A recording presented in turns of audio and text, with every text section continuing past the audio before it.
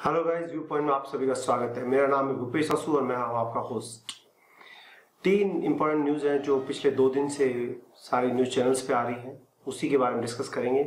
जो पहली न्यूज़ है वो बहुत ही अच्छी न्यूज़ है कि भारत के प्रधानमंत्री श्री नरेंद्र मोदी जी ने वैक्सीन लगवा दी है और वो वैक्सीन है वो जो भारत में ही निर्मित है, भारत बायोटेक द्वारा बनाई गई कोवैक्सीन। दूसरी जो इम्पोर्टेंट खबर आ रही है वो आ रही है बाहर से, इंडिया के बाहर से, जिसमें तेजस के एक्सपोर्ट ऑर्डर आने की संभावना बन रही है और उसके लिए HAL हिंदुस्तान एरोनॉटिक्स लिमिटेड अपने आप को अपडेट भी कर रहा है और अपग्रेड भी कर रहा है फैसिलिटीज को, ताकि जल्दी से जल्दी वो उसको प्रोवाइड की कर सके। तीसरी जो खबर आ रही है बालाकोट एयर स्ट्राइक पे। आपको पता है कि बालाकोट एयर स्ट्राइक हुई थी और उसके रिटेलिएशन के समय कई चीजें हुई थी और अभिनंदन थे वो उनको कैप्चर कर लिया गया था। वो वहां पर एब्डक्ट उनका जो MiG-21 था वो वहां पर LOC के दूसरी साइड में गिरा था, जिसकी वजह से उन्हें आत्मसमर्पण करना पड़ा था। उसके बारे में खबरें हैं कि उस टाइम के ऊपर भारत की तरफ से जो प्रेशर टैक्टिक्स यूज की गई थी उसमें सबसे इंपॉर्टेंट जो टैक्टिक थी वो थी पृथ्वी मिसाइल। इन तीनों खबरों को विस्तार से अपन पढ़ेंगे और समझेंगे। मैं हूं आपका होस्ट भूपेश वासु और अगेन मैं आपका स्वागत करता हूं व्यू पॉइंट में। अब जो पहली न्यूज आ रही है वो आ रही है कोवैक्सीन पे। कोवैक्सीन जो भारत बायोटेक द्वारा निर्मित की गई थी और भारत के आत्मनिर्भरता प्लान के अंदर बहुत ही बड़ा माइलस्टोन है ये। इसके अलावा जो दूसरी जितनी वैक्सीन है या फिर एक और वैक्सीन जो ऑक्सफोर्ड और एस्ट्राजेनेका की तरफ से आई थी, वो वैक्सीन जो थी वो बेसिकली लंदन की ऑक्सफोर्ड में जो रिसर्च की गई थी एस्ट्राजेनेका की तरफ से, उसके बेसिस पे बनाई गई थी। जबकि भारत बायोटेक एक इंडियन कंपनी है जो खुद बना रही है, लंबे समय से वो वैक्सीन्स बना रही है और उसका प्रूवन रिकॉर्ड भी है।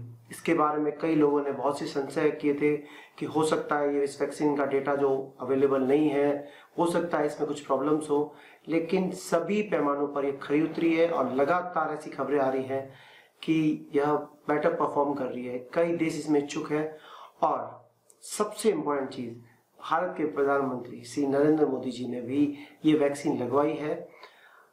कल लगवाई थी उन्होंने और इससे जो संदेश दिया है पूरे भारत में जो 60+ के जो लोग हैं, 60+ की जो पॉपुलेशन है, उसके लिए अब ये वैक्सीन अवेलेबल हो जाएगी।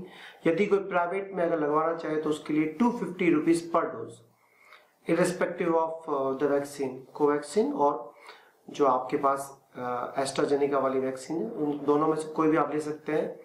सीरम इंस्टीट्यूट के द्वारा बनाई गई, दोनों ही आत्मनिर्भर भारत की हैं। और जब पूरा वर्ल्ड भारत की तरफ देख रहा था, जब पूरे विश्व में सिर्फ वैक्सीन बनाने को लेकर और वैक्सीन के वितरण को लेकर कई तरीके की शंकाएं थी, आप देख सकते हैं कि यूरोपियन यूनियन में भी कई तरीके की शंकाएं थी पर उनका निराकरण नहीं हुआ था। लेकिन भारत ने आगे बढ़कर पूरे वर्ल्ड विश्व में यह संदेश दिया कि हम विश्व गुरु हैं और हम इस वैक्सीन को बनाएंगे और हम पूरे विश्व में वितरित करने में पूरे वर्ल्ड की सहायता करेंगे। WHO ने, ग्लोबल टाइम्स ने, चाइना का एक मुखपत्र है, उसने भी इंडिया को रिकॉग्नाइज किया है, भारत के वैक्सीनेशन प्रोग्राम को और भारत की वैक्सीन बनाने की स्ट्रेटेजीज को। बहुत ही अच्छा प्रोग्राम है और इस पे हम बात कर रहे हैं। बहुत ही आत्मनिर्भर भारत की तरफ ये बहुत बड़ा कदम है। दूसरी जो खबर आ रही है हमारे पास वो आ रही है कि तेजस का एक्सपोर्ट वर्जन। देखिए, तेजस जो है वो इंडिजिनस प्रोडक्ट है जिसके अंदर 50% से ज्यादा इक्विपमेंट जो यूज होते हैं वो इंडिया में मैन्युफैक्चर किए जाते हैं। इसको बढ़ा के 60 और 70% करने के लिए गवर्नमेंट, भारतीय सरकार द्वारा, HAL के द्वारा लगातार प्रयास किए जा रहे हैं। और अभी रिसेंटली आपको पता होगा कि 48,000 करोड़ का एक ऑर्डर दिया गया था 83 तेजस के लिए। वो मार्क 2 तेजस के लिए, मार्क 1 तेजस के लिए, दोनों के लिए है। उसमें कंटिन्यूसली हो रहा है। वो FOC जो वर्जन है उसके लिए दिया जा रहा है। अब कई देश जैसे श्रीलंका है, जैसे बांग्लादेश है, जैसे दूसरे कंट्रीज है, जैसे मलेशिया है, वो इसमें इंटरेस्ट लगातार दिखा रहे हैं। इवन सऊदी अरब और जो अरब कंट्रीज है वो भी इसमें रुचि दिखा रहे हैं और हो सकता है कि निकट भविष्य में वो उसका ऑर्डर भी दे। 2023 तक HAL के द्वारा इसमें उनका जो एक्सपोर्ट क्वालिटी का जो वर्जन होगा वो अवेलेबल हो जाएगा। और जैसे जैसे जो कॉन्फ़िगरेशन दोस्तों को चाहिएगा, मित्र देशों को चाहिएगा, वो अवेलेबल हो जाएगा। तीसरी जो खबर सुनने में आ रही है वो है बालाकोट एयर स्ट्राइक की। आपको पता होगा अभिनंदन वर्धमान बहुत ही बड़े नायक थे जिन्होंने मिग-21 जिसको बहुत पुरानी जनरेशन का ताबूत तक कहा गया है, उससे लेटेस्ट जो पाकिस्तान का F-16 है उसको ऐसा इंडिया के द्वारा कहा गया है कि उसको मार गिराया गया था। उस रिटेलिएशन के अंदर उनके विमान पे भी हमला हुआ था और वो वहां पे विमान उनका वहीं पाकिस्तान LOC के पाकिस्तान ऑक्यूपाइड कश्मीर में गिरा था। उनको कैप्चर कर लिया गया था। उस समय बहुत ही डिप्लोमेटिक ब्लंडर्स हुए थे पाकिस्तान की तरफ से। वैसे देखा जाए तो भारत की तरफ से भी कई चीजें हुई थी, लेकिन भारत ने ऐसी खबरें आ रही हैं कि उस समय न केवल न्यूक्लियर सबमरीन, इसके अलावा उन्होंने पृथ्वी मिसाइल्स को भी LOC पर रख दिया था, तैनात कर दिया था, ताकि यदि अगर पाकिस्तान कोई ऐसी हरकत करे जिससे अभिनंदन वर्धमान की जान पे खतरा हो तो उस पर हमला किया जा सके।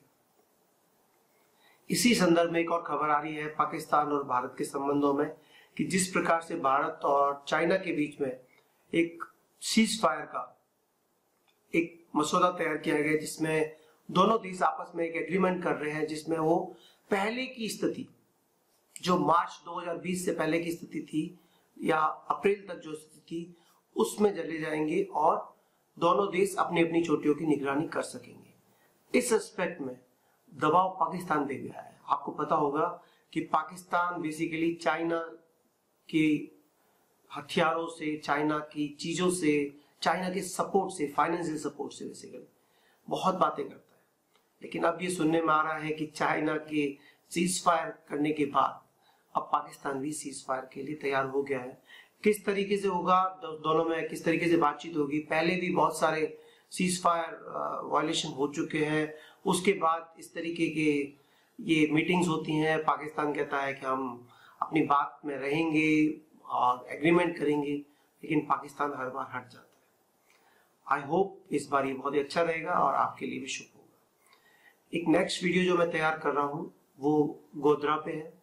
गोधरा की अभी आपको पता होगा बरसी मनाई गई है। बहुत गोधरा कांड जो हुआ था वो भारत के इतिहास का एक बहुत बड़ा माइलस्टोन है कई नतीजों से। न केवल मीडिया द्वारा जिस तरीके से एक मुख्यमंत्री को और एक पार्टी को और एक समाज को, धर्म को टारगेट किया गया, उसको देखते हुए इस पे मैं पूरा एक वीडियो बनाऊंगा। नेक्स्ट वीडियो में आप उसके बारे में सारी इंफॉर्मेशन देखेंगे और आई होप कि आप इस तरीके की वीडियो पसंद करेंगे। Please like, share and subscribe my channel view point. आप सभी का स्वागत है। गुड नाइट, जय श्री कृष्ण।